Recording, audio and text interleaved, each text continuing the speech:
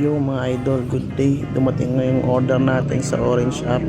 Yung radiator cover natin from NSA Performance, Indo brand, Indo made. Sa inyong mga included sa loob ng box. May papel.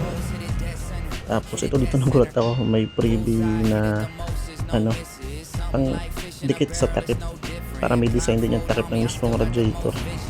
Tapos ito yung mismong radiator cover natin. Ayan, yung spinner yung design niya, blue and black. Syempre blue yung motor natin, blue, I mean white pala yung motor natin pero blue yung mga accessories na kinakabit.